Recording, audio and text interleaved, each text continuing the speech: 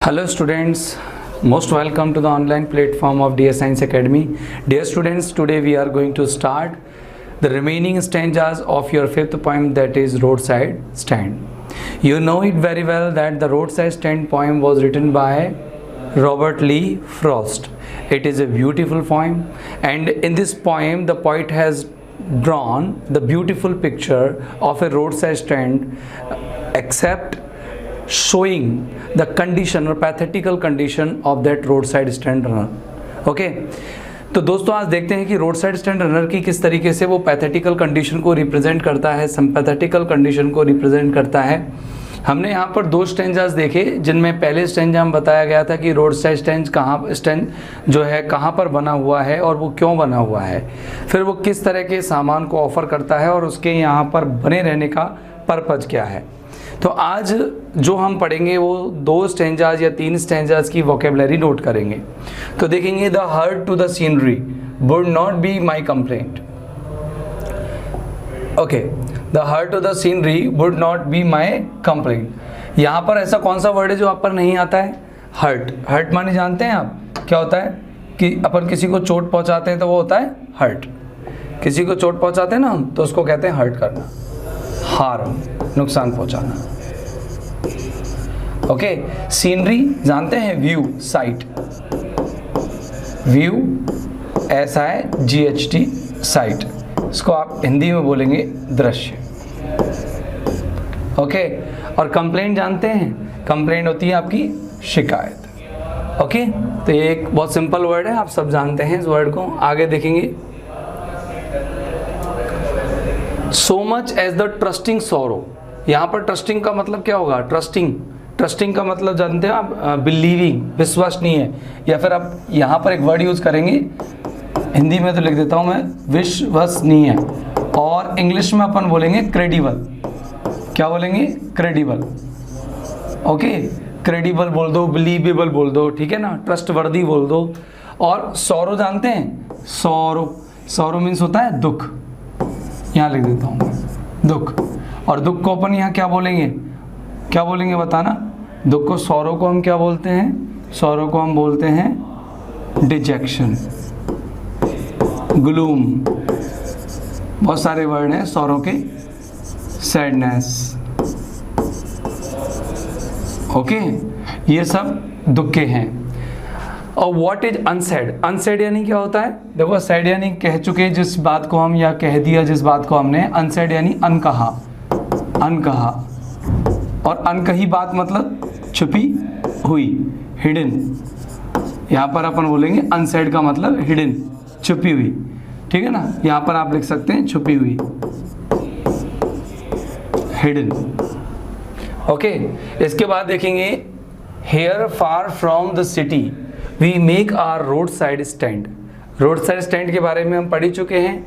And ask for some city money. City money जानते हैं कि जो कैश, जिसे हम कह सकते हैं कैश। सिटी मनी को हम यहाँ पर कैश से रिप्रेजेंट करेंगे। जो कैश होता है नगद, नगद से हम रिप्रेजेंट करेंगे। टू फील इन हैंड, वो हाथ में महसूस करना पैसे को। To try if it will not make our being. Being का मतलब होगा लाइफ,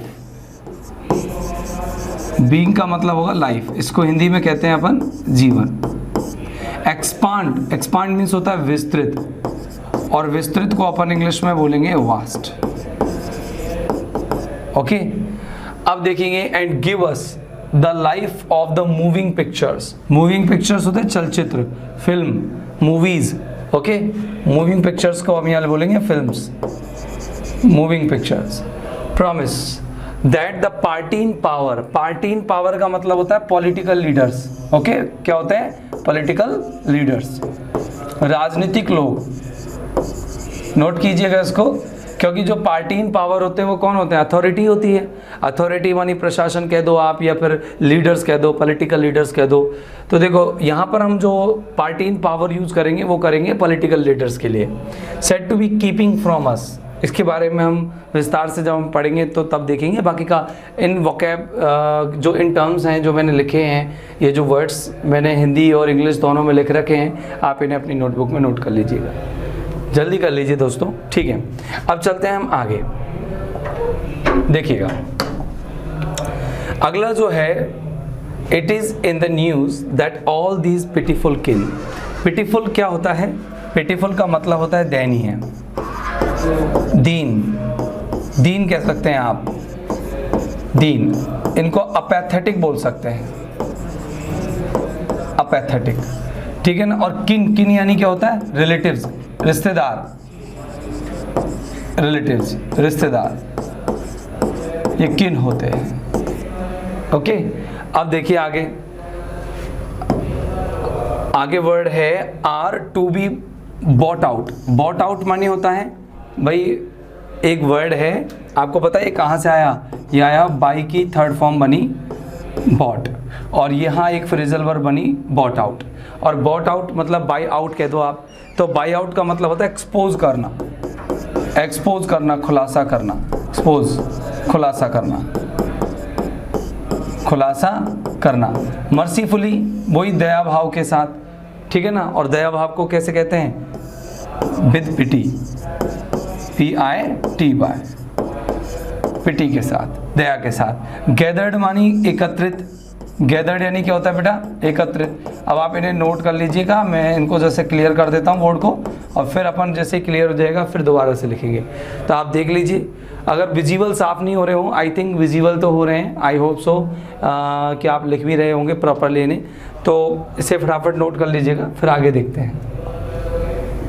ओके, अब देखेंगे आप कि ज़्यादा अभी डिफ़िकल्ट वर्ड नहीं है, डिफ़िकल्ट नहीं, बहुत इजी इजी वर्ड्स हैं आपके पास, इसमें ज़्यादा कठिन वोकैब नहीं है। तो देखेंगे आगे कि to live in villages next to theatre and the store. तो थिएटर एंड द स्टोर का मतलब समझते होंगे, where they won't have to think for themselves any more, जहाँ पर उन्हें अपने लिए ज़्यादा नहीं सोचना पड़ेगा। ग्रीडी, ग्रीडी यानी जानते हैं कौन होता है? ग्रीडी का मतलब होता है लालची। क्या होता है ग्रीडी का मतलब? लालची। और लालची को हम क्या बोलते हैं? एवरेसियस, AVARICIOUS, ग्रीडी, लालची। गुड डूअर्स क्या होते हैं? गुड डूअर्स का मतलब होता है भलाई करता, वेल विशर। हम वेल विशर कह सकते हैं, वेल डूअर कह सकते हैं, ये तो अपन पढ़ेंगे ना जब अच्छे समझेंगे। बेनिफिसेंट, प्रॉफिटेबल, फायदेमंद, प्रॉफिटेबल, फायदेमंद। और बीस्ट यानी क्या होते हैं? जानवर, एनिमल्स, एनिमल्स। और प्रे यानी कौन होता है? शिकार। और शिकार को हम क्या बोलते हैं? विक्टिम, विक्टिम, नोट कर लीजिएगा, विक्टिम। इसके बाद स्वार्म, स्वार्म यानी होता है मंडराना, मंडराने को इंग्लिश में बोलते हैं होवर, मंडराना। नोट करते जाइए आप तो लगातार, मंडराना, होवर हो गया। Over their life, enforcing, enforcing यानी निकालते हुए, टेकिंग आउट, निकालते हुए, टेकिंग आउट, समझ में आ रहा होगा? टेकिंग आउट, निकालते हुए लिखना आप, टेकिंग आउट, ठीक है ना। बेनिफिट जानते ही हैं, प्रॉफिट्स होते हैं, फायदे। Okay, that are calculated, calculated माने होता है काउंटेड, गिने जाते हैं। अज्यूम्ड माने भी जाते हैं, ऐसे भी कह सकते हो, काउंटेड, गिने जाते हैं। सूद, सूद मीन्स होता है आराम देना, सांत्वना देना, इसको बोलते हैं कॉन्सोल, CONSOL, कॉन्सोल, सांत्वना देना, सांत्वना देना। हिंदी आप अपने हिसाब से लिख देना, सांत्वना देना। आउट ऑफ दियर विट्स, अपनी क्लेवरनेस के साथ, आउट ऑफ दियर विट्स माने होता है क्लेवरली, चतुराई से, क्लेवरली, है ना, चतुराई से। एंड बाय टीचिंग देम, और उन्हें सिखाते हैं how to sleep, they sleep all day. देखते हैं अपन इसके बाद क्या होगा, इसका अपन पढ़ेंगे जब इस आनंद आएगा इसमें, अभी तो वो कैब नोट कीजिएगा। डेस्ट्रॉय यानी क्या होता है? नष्ट करना, perish, PERISH। Their sleeping, sleeping and नींद at night, the ancient way, एक प्राचीन तरीका, कोई भी काम को करने का जो प्राचीन तरीका होता है उसको हम कहते हैं एंशिएंट वे। अब आगे देखेंगे हम, आगे देखिए, समटाइम्स, समटाइम्स, कभी कभी, है ना।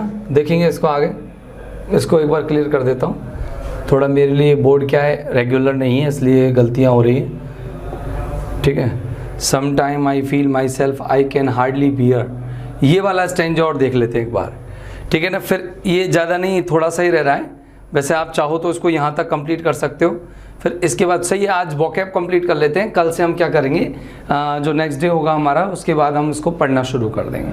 फिर लास्ट में हम प्रेजेंटेशन को लेके चलेंगे जिससे कि आपको ये क्या हो जाए, अच्छे से लर्न हो जाए ये पोइम। ओके, आगे देखेंगे। Sometimes I feel myself I can hardly, मुश्किल से होगा इसका अर्थ, और बियर यानी होता है टॉलरेट करना, एंड्योर ENDURE इसका मतलब होता है सहन करना। क्या होता है इसका मतलब, सहन करना है। ओके, और the thought of so much childish longing, childish यानी बच्चों जैसी, लॉन्गिंग यानी होती है डिजायर, इच्छा। लॉन्गिंग यानी क्या होती है बेटा, डिजायर, इच्छा, ठीक है। और वेन यानी क्या होता है, व्यर्थ, और व्यर्थ को क्या बोलते हैं, यूजलेस। ओके, व्यर्थ को क्या बोलते हैं, यूजलेस। दैट वेट्स, यहां पर देखो, the sadness that lurks, lurks माने होता है हाइड्स, HIDES, छिपना, छिपना, हाइड्स, लर्क मीन्स होता है छिपना। Open window there, that waits all day in almost open prayer. For the, ये क्या है, स्क्वील ऑफ ब्रेक्स। अच्छा, स्क्वील मीन्स होती है चीख, स्क्रीम, क्राई, ठीक है ना, चीख कह सकते हो आप, स्क्रीम्स, लेकिन कभी ब्रेक चीखते थोड़ी है, यहां पर आप इसके लिए बोलेंगे लाउड साउंड, तेज ध्वनि। तो किसकी, और हिंदी में लिख सकते हो चीख, ब्रेक लगने की चीख। आपको पता है कई बार तेज ब्रेक लगाते हैं तो ब्रेक आवाज करते हैं हमारे। The sound of the stopping car, AGN। आगे देखेंगे, of all the 1000 selfish cars that pass just one to inquire. Inquire का मतलब होता है पूछताछ करना, ENQUIRE, ये वाला वर्ड होता है ENQUIRE। ENV से भी शुरू कर सकते हैं स्पेलिंग को, IN से भी शुरू कर सकते हैं। इसका मतलब होता है पूछना, आस्क, इन्वेस्टिगेट, ठीक है ना। अ फार्मर्स प्राइसेस आर, एक किसान के द्वारा बेची जाने वाली वस्तुओं की कीमतें क्या है, वो आगे देखेंगे, अपन पढ़ेंगे जब। And one did stop but only to plough up grass. Plough up यानी क्या होता है, रौंदना। प्लो अप यानी क्या होता है, रौंदना, और रौंदने को अपन क्या कहते हैं इंग्लिश में, ट्रेड करना, TREAD, ट्रेड, या फिर क्रश करना, कुचलना, क्या ना, कुचलना, रौंदना। कि घास को रौंदने के लिए, in using the yard, yard मानी गंज होता है, नापने के लिए, जमीन को नापने के लिए यूज करते हैं अपन। To back and turn around, वापस से घूम गई। आगे देखना, and another to ask the way to where it was bound. अपन जब किसी से कोई रास्ता पूछते हैं ना तो ये कहते हैं कि where does this road lead, ये कहते हैं ना। लेकिन एक और सेंटेंस स्ट्रक्चर है जो हम रास्ता पूछने के लिए यूज करते हैं कि tell me the way to where it was bound, या इट इज़ बाउंड, कि मुझे वो रास्ता बताओ जहाँ ये जाता है। मतलब क्या होता है, इन रोड साइड स्टैंड रनर्स की तरफ जब गाड़ियाँ रुकती हैं इनके यहाँ, तो वो केवल इनसे कुछ सामान खरीदने के लिए नहीं रुकती। पॉइंट अलग अलग तरह से बताता है कि कुछ कैसे घास को कुचलने के लिए रुक जाएंगी, कुछ 1-2 गज बैक करेंगी, फिर वापस चली जाएंगी, कुछ रास्ता पूछ लेंगी। लेकिन सीरियसली इन लोगों की प्रॉब्लम्स को कोई नहीं देखता। तो चलो पॉइंट पढ़ेंगे अपन, जब स्टैंजास पढ़ेंगे तब अपन को अच्छे से समझ में आएगा। आगे देखेंगे, आगे देखिए आप, आगे है, and another to ask could they sell it a gallon of gas. Gallon क्या होता है, गैस को नापने की क्वांटिटी होती है, गैलन, ठीक है ना, यानी 1 सिलेंडर गैस कह सकते हो आप। आगे देखो, दे कुडंट, वो नहीं कर सकते थे क्योंकि इनकी स्थिति इसकी विपरीत थी। They had none, didn't see, देखेंगे बाद में। No in country money, country money किसको कहता है, कंट्री मनी होता है गांव का पैसा। गांव का पैसा क्या होता है, शहर का पैसा तो हमने कैश से कंपेयर किया था। गांव का पैसा क्या होता है, गांव का पैसा नगद नहीं होता, ये क्या होती है, कैसा होता है, बोरोड लाइफ, या बोरोड कैश, या बोरोड मनी, उधार लिया हुआ पैसा। गांव में व्यवहार से ही चलता है सब कुछ, कैसे व्यवहार से चलता है अपन पॉइंट देखेंगे जब पढ़ेंगे जब। Country scale of gain, scale of gain मानी होता है मतलब लाभ प्राप्ति का पैमाना, ठीक है ना। कैसे लिखेंगे अपन हिंदी में इसको, लाभ का पैमाना, लाभ का पैमाना। अपन इंग्लिश में कैसे लिखेंगे इसको, स्केल ऑफ प्रॉफिट। गेन की जगह आप प्रॉफिट लिख देना इसको बस। स्केल तो सिंपल वर्ड है, मेजरमेंट आप कह सकते हैं, यार्ड स्टिक कह सकते हैं, ठीक है ना, स्टैंडर्ड कह सकते हैं। द रिक्विजिट, रिक्विजिट मीन होता है एक्सपेक्टेड, आशातीत, एक्सपेक्टेड, आशातीत, जिसकी हमने उम्मीद की हो, आशातीत, ये होता है requisite. Lift off spirit, spirit यानी होती है फीलिंग, इमोशन, सोल, ये होते हैं। और so the voice of the country seems to complain, देश की आवाज़, देखो कितना अच्छा यहाँ पर पर्सोनिफिकेशन किया गया है। I can't help owing, owing मतलब सॉरी ऑनिंग है, ओनिंग यानी होता है पजेजिंग, यानी कि रखते हुए, कीपिंग, रखते हुए, रखते हुए। ग्रेट रिलीफ, बड़ा आराम। It would be to put these people at one stroke out, put out एक फ्रेजल वर्ब है, पुट आउट। देखो पुट आउट अगर हम मोमबत्ती के लिए यूज करें तो बुझाने के लिए यूज करते हैं हम पुट आउट, और यहाँ पर पुट आउट यानी होता है निकालना, एक्सपेल करना, या फिर बैनिश करना, एक्सपेल करना कह दो, निकालना, ठीक है ना। Of the year pain and then next day as I come back into the sane, sane यानी होता है बैलेंस, मेंटल बैलेंस। जब हम मानसिक संतुलन में आते हैं, कॉन्शियस होते हैं, सेन यानी होता है मेंटल बैलेंस। पॉइंट पढ़ेंगे जब बड़ा मजेदार तरीके से समझ में आएगी ये, ठीक है ना। Mental balance,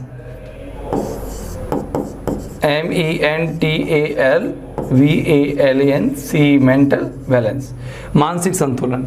I wonder how I should like you to come to me and offer to put me gently out of my pain. यहाँ पर इजी टर्म्स हैं, बहुत ज़्यादा इजी टर्म्स हैं। तो dear students, I think you have written each and every word properly in your notebooks. और अगर हम बात करें इस पोइम के सेंसेस की, इस पोइम की सेंस की या एक्सप्लेनेशन की, तो दैट वी शैल सी और we shall read the next class.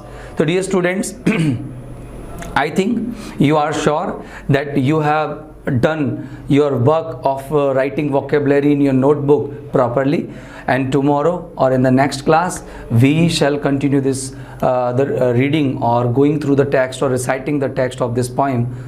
Okay, have a nice time, good day, goodbye, thank you very much.